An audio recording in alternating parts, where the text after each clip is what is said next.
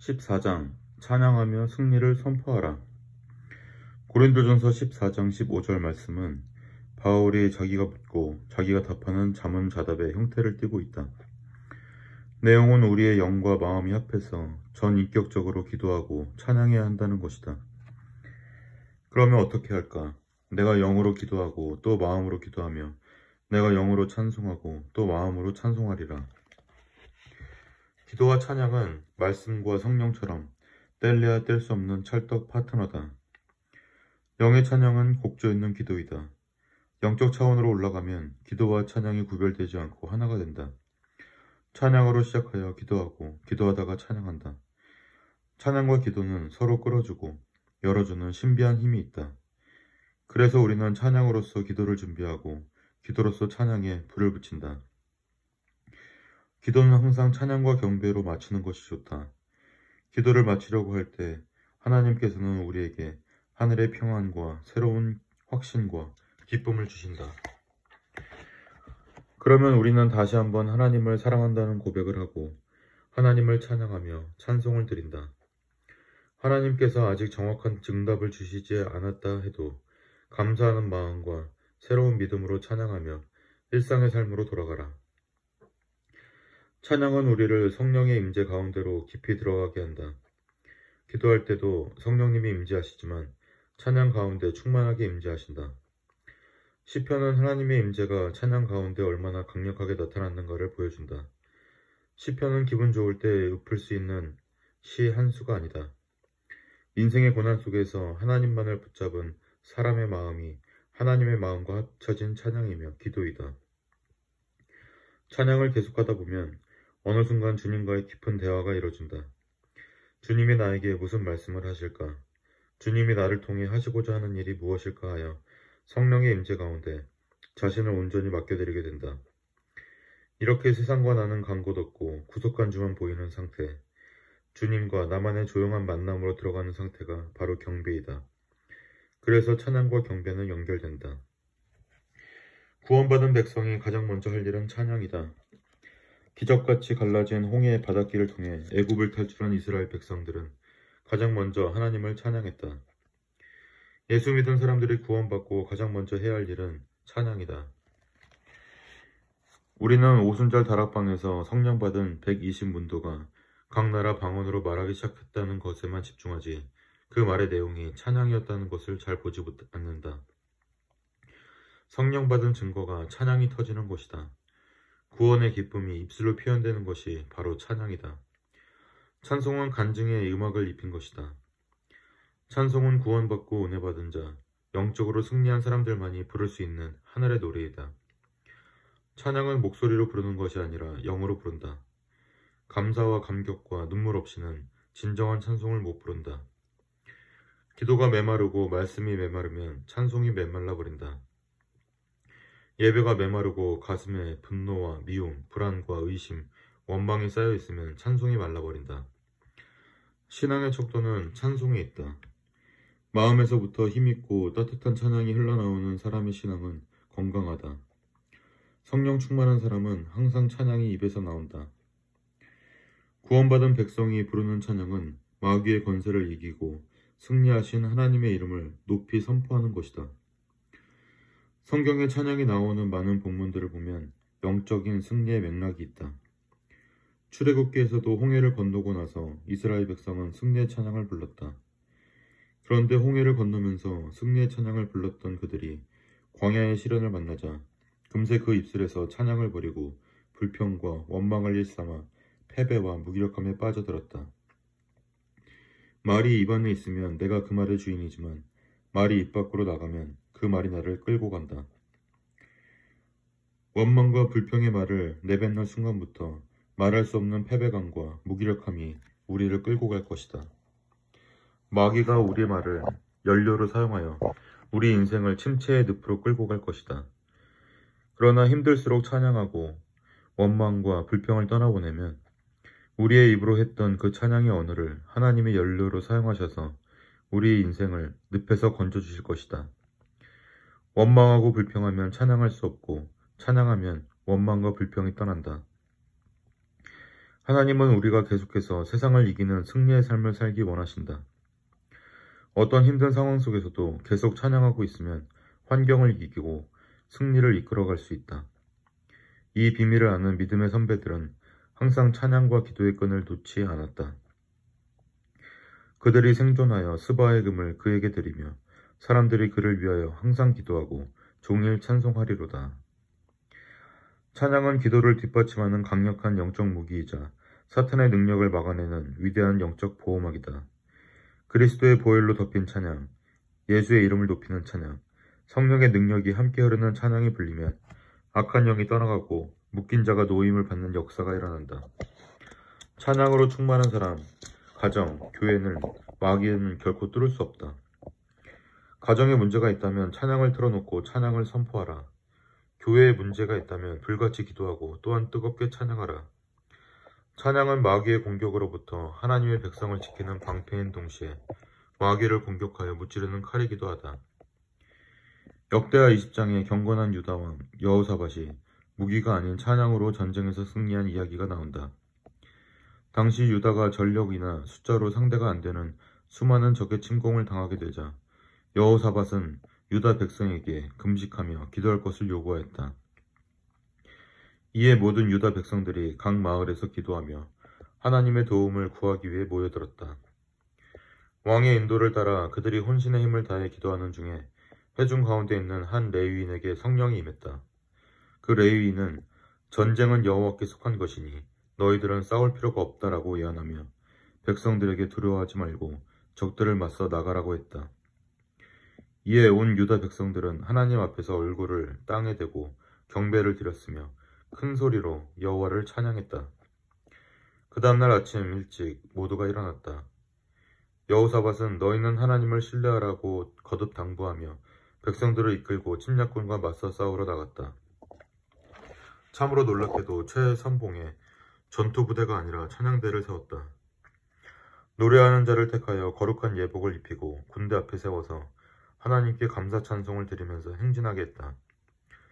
전쟁사의 전무후무한 진영이다. 그러나 그 찬송이 시작될 때 하나님께서 복병으로 적군을 치게 하시니 적군은 자멸하고 말았다. 믿기 어려운 승리가 현실이 되었다. 찬양을 시작할 때 하나님이 적을 무너뜨리기 시작하셨다. 찬양은 영적 전쟁의 결정타다. 찬양할 때부터 마귀는 두려워 떠날 것이다. 찬양은 하나님께 대한 믿음의 고백이다. 절망 속에서도 하나님을 높여드리고 하나님이 아직 움직이지 않으셨어도 하나님을 믿고 칭찬해드리는 것이다. 하나님께 집중하고 하나님의 마음과 내 마음이 합치는 것이다. 하나님만 신뢰하고 상황을 보지 않고 절망하지 않는 것이다. 마귀를 두려워하지 않고 하나님을 높일 때 그 찬양 가운데 하나님이 하늘의 군대를 초자연적으로 풀어주신다. 적이 얼마나 많고 센지는 중요하지 않다. 찬양 가운데 하나님이 오시느냐 안 오시느냐 그것이 문제이다. 여호사밧과 백성들은 3일 동안 엄청난 전리품을 거둬들였다. 그리고 4일째 되는 날에 하나님을 찬양하는 집회를 갖고 예루살렘과 성전까지 개선 행진을 했다. 이 기적같은 승리의 소문은 사방 모든 열국으로 순식간에 퍼져나가 모든 주변 국가들은 공포에 사로잡혔다. 모두 유다와 유다의 하나님이 두려워 감히 유다를 향해 군사적 도발을 할 엄두를 못 내게 되었다. 그래서 여호사밧은 남은 통치기간 동안 국방을 걱정하지 않아도 되었다. 여호사밧의 나라가 태평하였으니 이는 그의 하나님이 사방에서 그들에게 평강을 주셨음이더라. 그 후 여호사밧이 다른 나라의 공격을 받았다는 기록을 찾아볼 수가 없다. 찬양하는 군대는 승리하게 되며 그 승리는 완전하다. 마귀의 전의가 완전히 꺾여 좀처럼 다시 침략해오지 못한다. 그래서 찬양이 영적 전쟁에 가공할 무기인 것이다. 찬양은 마귀를 도주하게 만든다. 찬양은 우리의 눈을 세상과 마귀가 아닌 예수님께로 향하게 하며 현실이 아닌 하나님의 능력을 보게 한다. 그때 우리는 우리의 모든 짐을 주님께 맡기게 된다. 찬양은 우리가 두려워했던 마귀와 귀신들이 상대적으로 얼마나 하잘것없는 존재들이며 그들이 갈보리 십자가의 승리로 얼마나 철저히 패배했는지를 다시 상기시켜준다. 내가 과소평가했던 십자가의 능력을 제대로 보게 하고 내가 과대평가했던 마귀의 능력을 제대로 보게 한다. 그들이 얼마나 하나님의 군대를 두려워하고 있는지도 느끼게 해준다. 찬양은 예수의 이름으로 담대하게 서서 마귀를 꾸짖을 수 있는 용기를 우리에게 준다. 기도는 영적 전쟁을 견디게 하지만 찬양은 영적 전쟁을 마무리한다. 마귀와의 전쟁이 끝날 것 같지 않고 거의 절망적인 상태에 이른 것처럼 보일 때 하나님을 찬양하라. 우리가 예수님을 찬양하면 수많은 귀신들이 무너지고 쫓겨간다. 성경에 기도하라는 말이 많이 나오지만 찬양하라는 말은 더 많이 나온다. 우리는 더 많이 찬양해야 한다. 하나님을 경배할 때만 찬양을 사용해왔지만 이제 사탄을 쫓아낼 때도 찬양을 사용하라. 예수의 이름을 높이는 찬양을 부르며 나아갈 때 그 찬양은 영적 전쟁에서 핵폭탄보다 더 효과적으로 판세를 확 바꾼다. 순식간에 전쟁의 판세를 완전히 바꾸는 게임 체인저이다. 하나님을 찬양하면서 우리를 압박해오는 사탄에 대항하여 전진하라. 사탄의 면전에서 여호와를 찬양하라. 사탄은 같은 상황에서 우리의 원망과 불평을 기다린다. 한마디라도 불평과 원망이 나오면 그것을 잡아서 우리를 영적으로 붕괴시키려고 한다. 그러나 이때 우리가 사탄의 예측과 전혀 다르게 찬양을 하면 마귀가 비명을 지른다.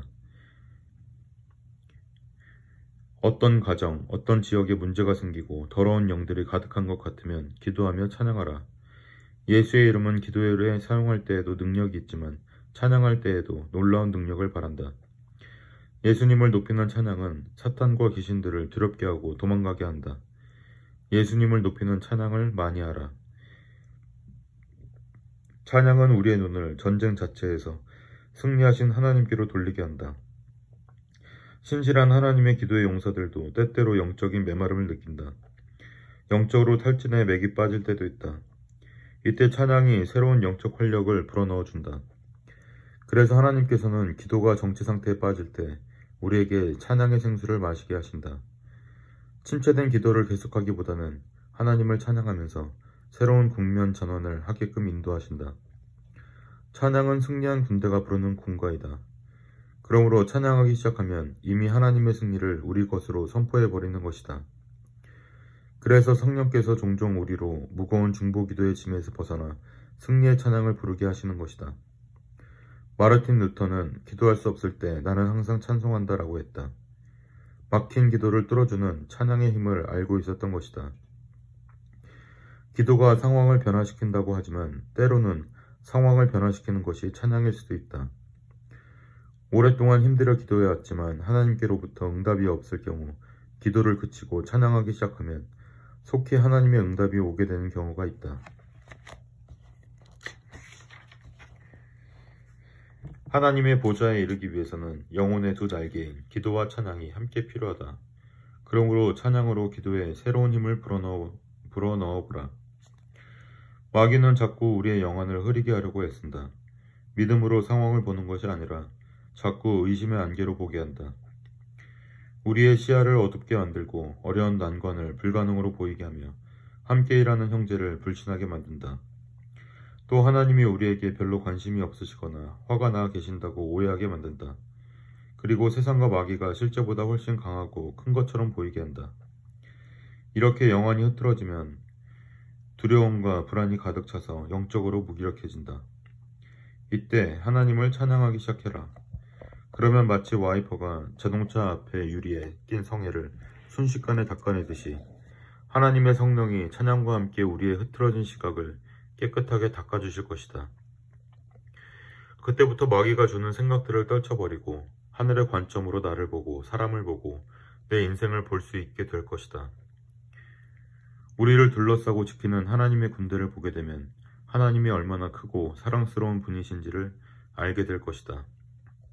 모든 것이 협력하여 선을 이루게 하시는 하나님의 섭리를 보게 되며 역사를 주관하시는 하나님이 최후 승리를 우리에게 주실 것도 확신하게 될 것이다.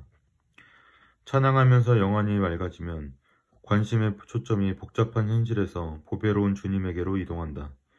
무엇을 어떻게 보는가가 인생을 결정하는데 우리의 시선이 긴급한 필요로부터 그 필요를 충만히 채워주시는 하나님께로 옮겨가면 우리의 삶과 인생이 완전히 바뀌게 된다. 하나님을 찬양하면 과거를 영적으로 다시 해석하게 된다. 하나님께서 과거에도 우리를 얼마나 놀랍게 도우셨는지를 기억하면 하나님이 앞으로도 그렇게 행하실 것이라는 기대로 믿음이 성장하게 된다. 우리가 찬양하면 할수록 직면한 고난의 산이 하나님의 위대하심 앞에 점점 더 작아 보이게 될 것이다.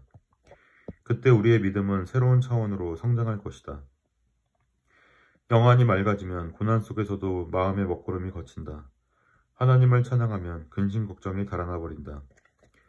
심하게 매맞고 빌립보 감옥에 착고를 차고 갇힌 바알과 실로는 내가 하나님을 위해 일하다가 이 꼴까지 당해야 하나 라며 원망하고 불평할 수 있었지만 하나님을 찬양하기 시작했다.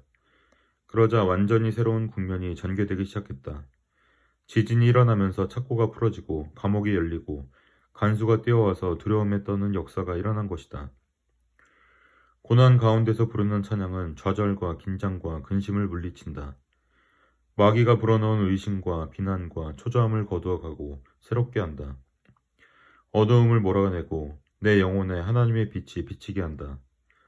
찬양은 피 흘리며 신음하는 우리에게 하늘의 피를 수혈해주며 숨막혀 킥킥거리는 우리에게 천국의 산소를 마시게 해준다. 찬양은 우리 가정과 교회의 분위기를 완전히 바꿔준다.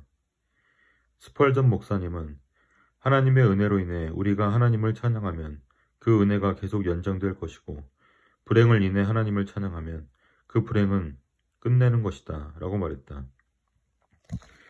기독교 역사상 가장 감동적이고 힘있고 아름다운 찬양들은 다 처절하도록 힘들고 어려운 상황에서 태어났다.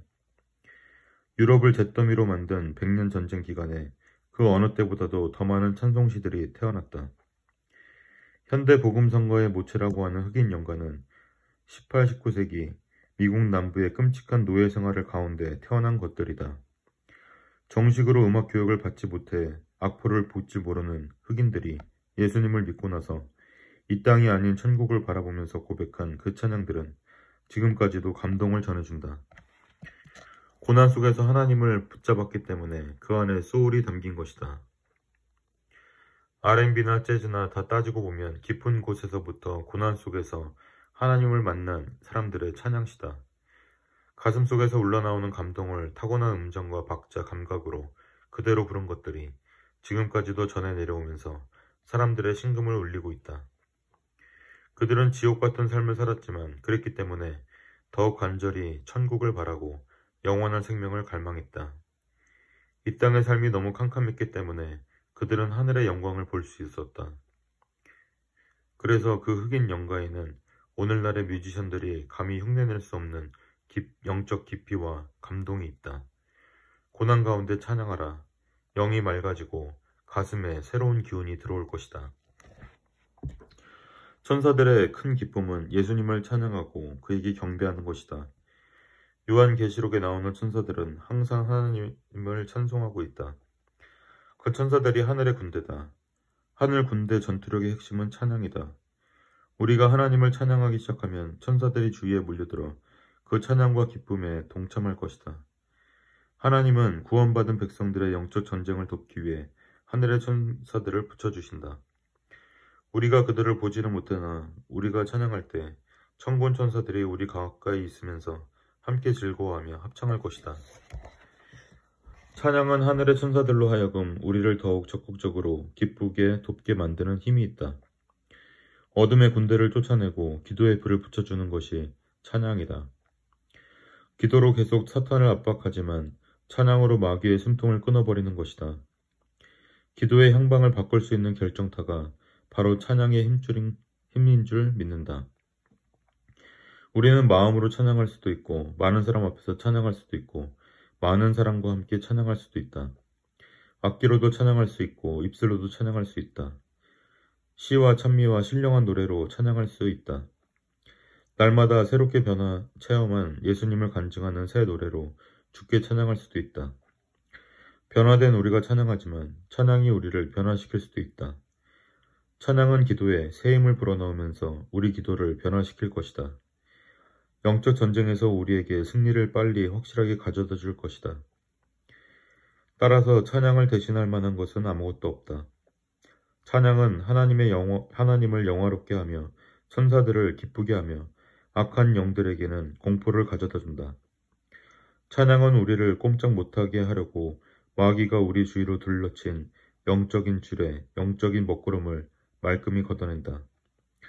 찬양은 영적 분위기를 쇄신하고 우리의 영을 맑게 한다. 믿음을 한 단계 성장시키며 성령의 임재로 충만하게 한다. 꼭 교회에서 예배드릴 때만 찬양할 수 있는 것이 아니다. 사무실에 좀 일찍 출근해서 하루를 찬양과 기도로 시작하라. 운전하는 동안 찬양 음악을 들으면서 차 안에서 마음껏 홀로 하나님을 찬양하라. 병원에 문병 갔을 때 환자의 양해를 얻어 조용히 하나님을 찬양하라. 마음이 분하고 힘들 때는 예수님을 생각하며 찬양하라. 상황이 너무나 안 좋을 때 예수님을 찬양하라. 주님께서 그 자리에 오실 것이다. 두렵고 떨리는 결정을 해야 할 때 주님을 찬양하라. 하나님께서 마음의 평안을 주실 것이다. 하나님은 찬송 가운데 우리에게 임하실 것이다. 찬송하며 기도하라. 기도가 새로운 힘을 받게 될 것이다.